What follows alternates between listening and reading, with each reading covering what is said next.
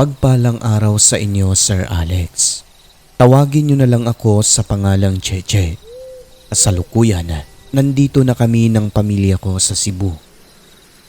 Ibabahagi ko lang ang kwento at karanasan namin ng aking mga kaibigan sa kababalagan na talaga namang magpasa hanggang ngayon ay hindi ko pa rin nakakalimutan. Ito ang pinaka nakakatakot kong experience sa tanang buhay ko na nagdulot ng trauma ng matagal na panahon. Siya ang pinakadahilan kung bakit tinigil ko ang kahiligang mag-hike sa mga bundok na hindi ko pa napupuntahan.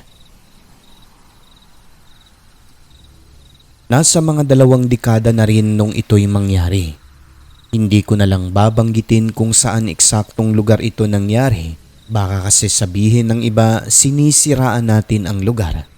Basta sakop lang po ito sa South Cotabato kung saan kami nakatira nung time na yon.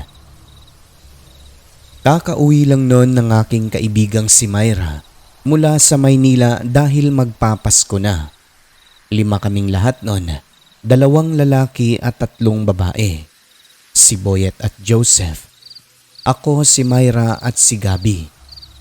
Gaya ng sabi ko kanina, kahiligan namin sir ang umakyat ng mga bundok lalo na sa mga hindi pa napupuntahang lugar kung kaya.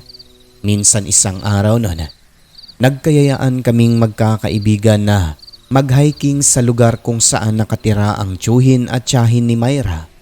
Nang sa gayon ay mabisita niya rin ang mga ito.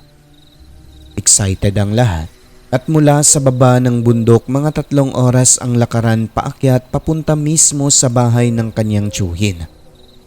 Ang plano namin noon, doon magpalipas ng gabi kung kaya 1:00 pa lang ng hapon ay nagsimula na kaming umakyat dala ang mga kakailanganin sa ibabaw tulad na lamang ng pagkain, mga tent at kung ano-ano pang gamit pang camping.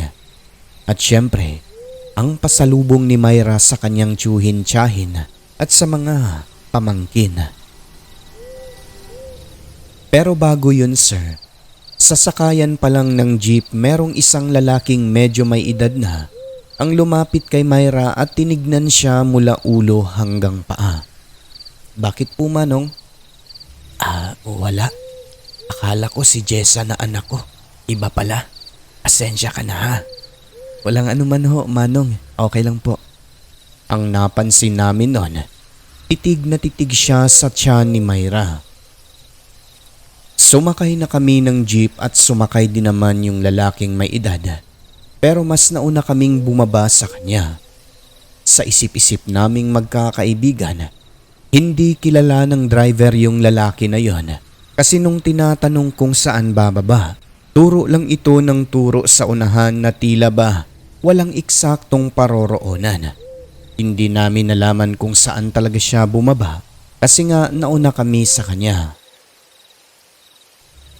Pagdating namin sa bahay ng tiyuhin ni Myra, namangha kami sa sobrang ganda ng tanawin bunsod ng nasa taas na bahagi ito at napapalibutan ng maraming punong kahoy.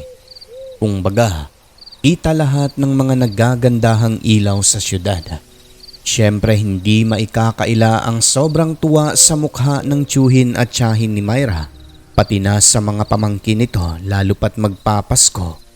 Dahil may pasalubong nga siya para sa kanila tulad ng mga damit, pagkain at konting pera sa tiyuhin at tiyahin pang Noche Buena.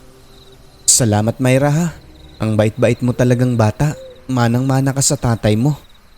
Nako, si Tia naman, malit na bagay lang po yan at saka yung iba dyan galing mismo kay tatay.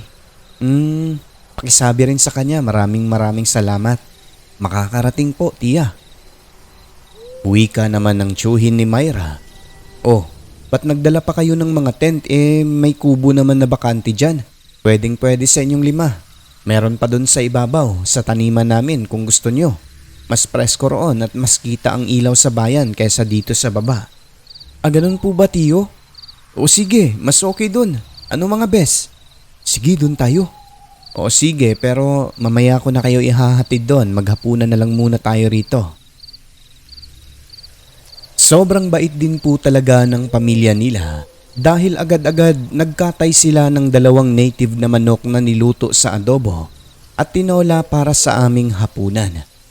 Kaya kahit pagod kaming lahat noon, sulit dahil mainit ang pagtanggap sa aming magkakaibigan. Ngunit lingid sa aming kaalaman, sa kabila ng aming kagalakan meron palang mangyayaring kababalaghan na hindi namin inaasahan. Hinatid na kami ng tiyuhin ni Myra. Pagdating sa mismong lugar, masaya pa kaming lahat nun kasi nga napakaganda ng view. Pagsapit ng gabi, meron naman pong kubong tutulugan namin ngunit mas pinili ang magtayo ng tent sa ilalim ng puno para dama talaga yung ika nga pagkakamping. Tugon din kasi ng aking mga kaibigan. Sayang naman kung hindi magagamit yung tent na aming dala.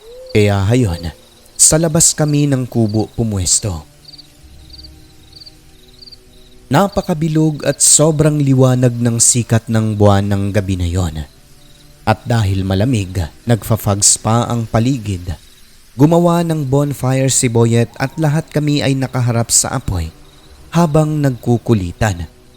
Medyo maingay kasi nga, muling nagkita-kita lalo na si Myra na ilang buwan ding hindi nakauwi.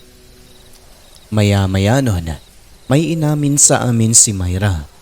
Pagkukwento nito, nagkahiwalay sila ng kanyang boyfriend sa Maynila. Paano kasi, nakarating sa kanya ang balitang may asawa na pala ito. Hanggang sa umamin din siya na magdadalawang buwan ng hindi dinadatnan. Sa madaling salita, Sir Alex, buntis si Myra nung time na yon, nakatabi ko lang habang umiiyak at nagkukwento. So ngayon na nga, medyo mahaba-haba at madamdaming kwentuhan talaga. Pagpatak ng 9:00 ng gabi, nakaamoy kami ng malansa sa paligid. Tapos, may naulinigan kaming huni na katulad sa kwago na paulit-ulit at palipat-lipat ng pwesto. Yung tipong hindi naman umaalis kundi paikot-ikot lang talaga. Kami naman, nakiramdam lang dahil feeling ko talaga nun, sir, lalo pat buntis nga si Myra. Hindi normal yung paikot-ikot sa paligid. Parang may kakaibang presensya na parang may nakatingin sa amin. As in nung mga sandali na yon, nanindig talaga ang aking balahibo sa katawan. Sabi naman ng kasamahan naming lalaki, yung naririnig naming paikot-ikot, ibon lang. Subalit yung malansang amoy, hindi nila maipaliwanag. Dumaan pa ang ilang minuto. Nakarinig naman kami ng malakas na pagkaluskos sa bahaging makahoy na animoy naglalakad ng dahan-dahan. Hanggang sa di nagtagal nun, narinig na nga namin yung aming kinatatakutan. Paano ba naman kasi may humuning aswang? Lahat kami ay nakaramdam talaga ng pagkagulat, takot, kung kaya hindi kagad kami nakagalaw at nanatili lang na nakaupo habang nakikiramdam. Yung dalawa naman pong lalaki, alam mong takot na pero hindi sila nagpapahalata. Nagpatuloy lang kami sa aming kwentuhan. Kunwari, wala lang. Nang ilang sandali pa, may naramdaman akong likido na tumulo sa aking ulo kung kaya hinapa ko ito. Labis ang aking pagtataka, sir, kasi yung likido na yon malagkit at sobrang baho. Amoy malangsa yung naaamoy namin kanina. Dito na ako tumingala at sa di inaasahan, kita ko talaga ang isang aswang sa ibabaw ng puno tapat po mismo, nakalambitin at nakatitig sa amin. Sa sobrang hilakbot, walang kung ano-ano ay napatili ako ng malakas at napatakbo papasok sa tent. Nang tumingala na rin ng aking mga kaibigan, pagkakita nila sa aswang imbis na 2 tent ang itinayo namin, sa sobrang takot at gulat ay nagsiksikan kami sa isa. Ng mga sandali na yon, talaga namang nanlamig kaming lahat at nanindig ang balahibo sa katawan, lalong-lalo na sa batok. Sino ba naman ang hindi maninerbiyos noon eh? Kita naming lahat ang figura at hitsura ng aswang. Pati yung dalawang lalaki na akala mo ang tatapang kanina, animoy naging babae sa takot dahil na rin sa napakalapit lang ng aswang. Hala, ano yun? Aswang ba yun? Uy, hindi ibon yun. Aswang talaga yun, Myra.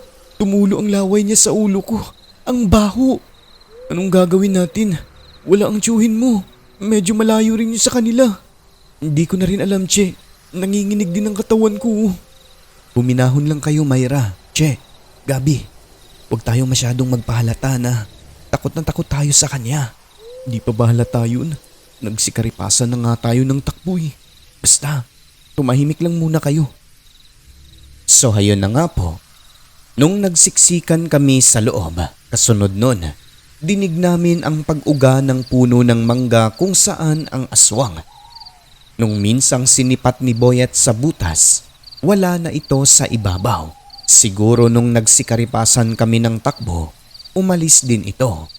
Ang di namin namalayan, nandun lang sa paligid paikot-ikot. So kami naman, hindi na namin sinayang ang pagkakataon na yon. Dali-dali kaming lumipat sa loob ng kubo at iniwan na ang mga gamit sa tent tapos siniguradong sarado ang pinto at bintana. Yero naman po ang bubong ng kubo at meron ding lampara na ilaw kaso may mga butas yung ibabaw ng dingding na pwedeng makapasok ang pusa. Natatandaan ko pang kwento ng aking lola. Nakakapasok daw ang mga aswang sa maliliit na butas dahil may kakayahan silang mag-anyo ng hayop tulad ng pusa. Kaya hindi talaga ako mapakali noon habang sinasabi na takpan yung mga butas na nakikita namin sa taas. Kaso wala namang pangtakip kung kaya wala rin pong nagawa. Ang sabi naman ni Boyet, hindi makakapasok ang aswang sa loob kasi marami kami at meron silang mga kutsilyo sa kamay. Hanggang naririnig naman namin na lumalapit ang aswang na yon at paikot-ikot lang. Anong gagawin natin, Myra? Naluluha na kami ni Myra at Gabi ng mga sandaling yon. Pero yung dalawang lalaki, walang tigil sa pagpapakalma sa amin at kunyari, pangiting-ngiti sila para maalis yung aming takot. Medyo epektibo rin naman ang kanilang pamamaraan na yon. Ngunit di nagtagal nung nakahiga na kami sa sahig na kawayan. Sa maniwala kayo o hindi, bigla na lang binangga ng aswang yung dingding ng kubo tapos kumapit dun sa butas sa ibabaw. Buti na lang hindi ito nag-anyong pusa dahil kung nagkataon, paniguradong makakapasok talaga. Nasabi naming lalaki ang aswang na yun, sir, dahil sa boses nitong malaki. Di nagtagal, pilit niyang binubuksan ang bintana, paikot-ikot hanggang sa lumipat siya sa silong. Sa puntong yon, nasaksihan talaga naming lahat ang matutulis na kuko sa siwang na pilit sinisira ang sahig kaso hindi mabaklas dahil matibay din ang pagkakagawa ng tiyuhin ni Myra. Maiitim na mga kuko, mahahaba at matutulis. Doon na kami sigaw ng tulong, Sir Alex. Pati yung mga lalaki, malakas pa sa aming mga babae makasigaw na akala mo wala nang bukas. Pero sa totoo lang, lahat kami nun pare-pareho ang nararamdaman at nasa isipan. Na baka huling gabi na namin yon magkakaibigan kasi nga napaka-agresibo ng aswang. Anong laban namin kung makapasok? Wala namang may alam sa amin kung paano makipagpambuno sa mga aswang. At yun na nga po. Sigaw na kami ng tulong. Hanggang sa di nagtagal, awa ng Diyos, narinig namin ang boses ng mga kalalakihan papunta sa kubo kung saan kami nagkagulo. Ang tiyuhin na pala ni Myra kasama yung kapitbahay nilang dalawa. Myra, ang tiyuhin mo to. Buksan nyo, dali. Anong nangyayari? Pagkabukas ng pinto, bumungad sa kanila ang magkakaibigang halos maligo sa sariling pawis. Nanginginig pa ang katawan habang umiiyak. Ba't kayo umiiyak? Anong nangyayari sa inyo? Tiyo, may aswang kanina. Sus, hindi nga ako nagkamali pre. Aswang nga narinig natin kanina pa. Parang wild duck lang kasi. Aswang na pala. Aswang talaga tiyo. Nakita namin. Kaming lahat. Buti narinig nyo kami kahit na malayo yung bahay. Nako, dinig na dinig dun Myra. Kaya nung marinig naming may sumisigaw dito, pinutuban na kami ng masama kaya sabay-sabay na kaming pumunta rito. Balak din naman talaga namin kayong bisitahin. Salamat talaga tiyo. Kung hindi kayo pumunta agad, ano kaya mangyayari sa amin dito? O sige. Relax na kayo. Huwag nang umiyak. Pati lalaki namumutla pa. Takot din kayo sa aswang. Nakakatakot po talaga ang hitsura, tiyo. Sinong aswang kaya yan, bro? Wala namang aswang dito sa lugar natin, di ba? Yun nga eh. Tingin ko dayo siguro dito O hala sige na, magmadali. Alis na kagad tayo. Doon na sa bahay magpalipas ng gabi. At habang nililigpit namin ang mga gamit noon, humuni ulit ang aswang pero nang mga sandaling yon ay hindi na ito lumalapit dahil nandun ang tiyuhin ni Myra, pati na yung dalawang kapitbahay nilang mananabas na mayroong mga dalang mahahabang itak. Meron nga bro. Kung di natin napuntahan tong mga batang to, delikado. Sige magmadali lang. Huwag nang matakot, nandito kami. Hindi makakalapit yan. Habang naglalakad pababa, dinig namin na paikot-ikot lang ang aswang. Sabi naman ng kapitbahay nila Tiho, lalaking manananggal ang nilalang na yon. Nawala lang po ito nung makarating kami sa mismong bahay ng tiyuhin ni Myra.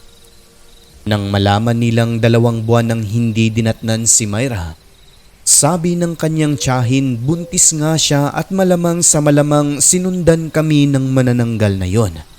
Ang pakay, siyempre ang buntis. Ang hinala namin Sir Alex, ang manananggal na yon ay yung lalaking may edad na lumapit kay Myra sa may sakayan ng jeep na tumitig sa kanya mula ulo hanggang paa. Although maayos naman ang hitsura nito, pero sino ba namang matinong tao ang kikilos ng ganon? Tititigan mo ang isang tao nang walang kurap-kurap, lalo na ang tiyan kahit na nasa loob na ng sasakyan, di ba? Kaya nagduda talaga kami noon na siya yung manananggal. Sabi pa ng tiyuhin ni Myra, ituro lang sa kanya kung sino ang lalaking yon at kukumprontahin niya kapag makita. Matapos nun, kinabukasan ay maaga pa kaming nagpaalam sa kanila. Kahit nung pababa na kami ng bundok, nagpahatid talaga sa tiyuhin ni Myra dahil nagkaroon ako ng trauma.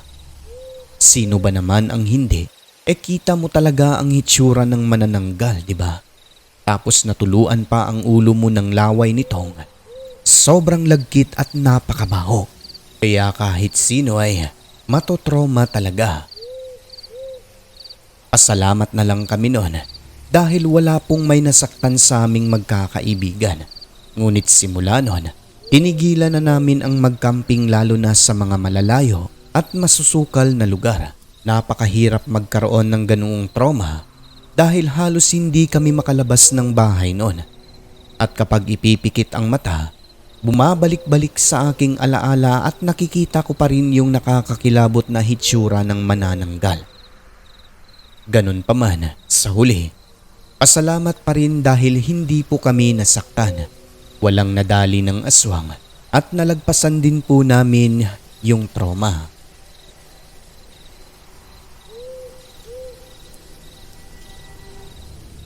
At yun lang po sir ang aking kwento. Isang nakakapangilabot na tagpo at karanasan sa isang agresibong aswang na kung tawagin natin ay manananggal.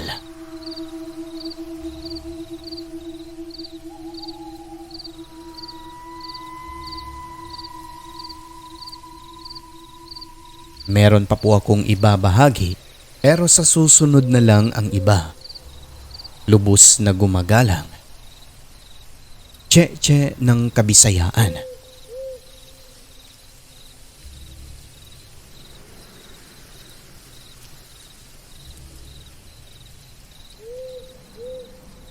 Ang mundong ating ginagalawan, nababalot ng kahiwagaan na tanging ang Diyos lamang ang siyang may kasagutan.